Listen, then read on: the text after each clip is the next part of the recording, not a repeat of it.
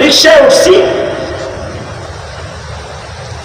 রিক্সাওয়ালারে ভাড়া দিছি সকালবেলায়, তো রিক্সাওয়ালা টাকা হাতে নিয়ে হ্যান্ডেলে চুমায় আর এরকম করতেছে। আমি হাত ধরছি, হাতে কি করে, রিজিক রিজিক, এটা রিজিক, এটা রিজিক হুজুর। হাতে এটা রিজিক। আমি বললাম তোর তো রিজিক এটা না, রিজিক উপরে,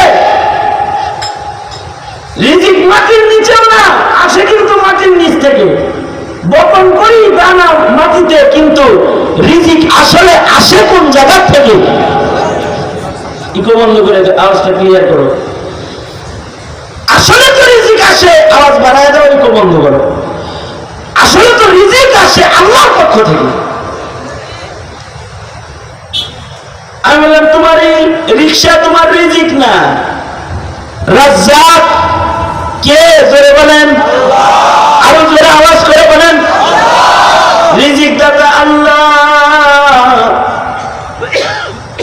আল্লাহ যদি কাউকে রিজিক দেয় তো কখনো কখনো বসায় বসায় রিজিক দেয়। হাকিমুল উম্মত মুজাদ্দিদুল মিল্লাত মাওলানা আশরাফ আলী থানভী রাহমাতুল্লাহ আলাইহি বলেছেন, তোমার যদি জুতার ফিতা ছিঁড়ে যায় এটাও কার কাছে চাও? যারা বলেন জুতার ফিতা ছিঁড়ে গেলেও কার কাছে? আল্লাহর কাছে। মনে মনে ভাবতে পারেন, হুজুর আমার পকেটে টাকা আছে, দোকানে ফিতা আছে। আমার পকেটে টাকা আছে আর দোকানে ফিতা আছে, আমি কি লেগে ফিতাটা আল্লাহর কাছে চাম? কি লেগে চাইবো আল্লাহর কাছে? আমার পকেটে তো টাকা আছে, দোকানে জুতা আছে। আশ্চর্য কথা, সুবহানাল্লাহ। হায় হায়, হযরত থানভী বলে এর লেগে আল্লাহর কাছে চাইবা? তোমার পকেটে টাকা আছে, দোকানে জুতা আছে, কিন্তু তোমার সাথের পাও, যে পায়ের দ্বারা তুমি হাঁটো, এই পাটা আল্লাহর কাছে আছে, তোমার দখলে না। যে কোনো সময় তিনি এটাকে অচল করতে পারে কি পারে না? জোরে বলেন। বহু মানুষকে প্যারালাইসিস করে অচল বানাইছে কি বানায় নাই? বহু নওজোয়ান যুবককে তার পা কাইটা রাস্তায় রেখে দিছে, হুন্ডা নিয়ে বাড়িয়েছে, পাও ছাড়া বাড়িয়েছে। ঘরে ছিল, দুই পা ছিল, বাড়ি আসছে, পা কেটে গেছে, নিয়ে গেছে কে? জোরে আওয়াজ করে বলেন, কে নিল? আল্লাহ।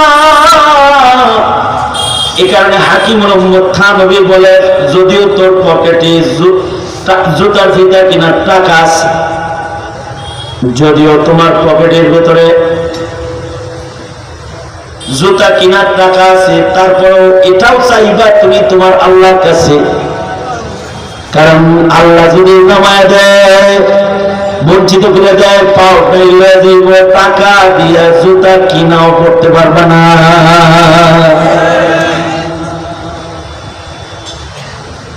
ঠিক ওইরকম রিজিক দরকার, রিজিক অবশ্যই কাজ করব, কাজ তো করতেই হইব।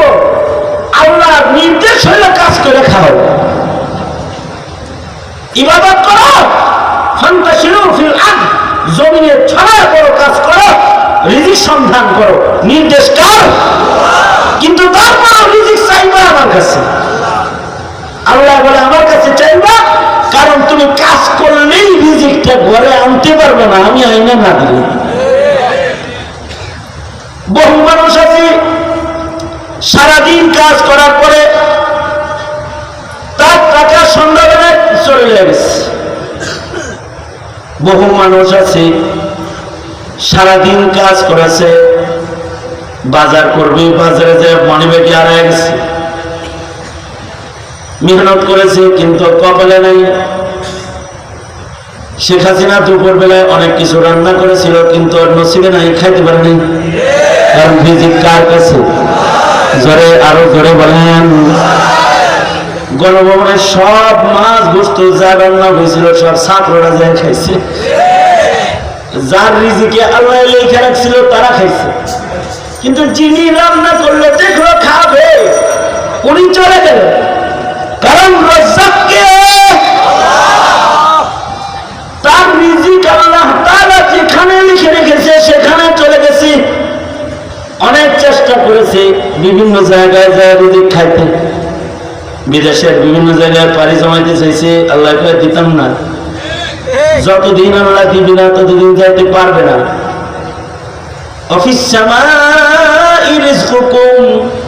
তোমার রিজিক আসমানে ফয়সালা হতেছে, আল্লাহ যার রিজিক যেখানে রেখেছে সেই রিজিক তার কাছে পৌঁছবে।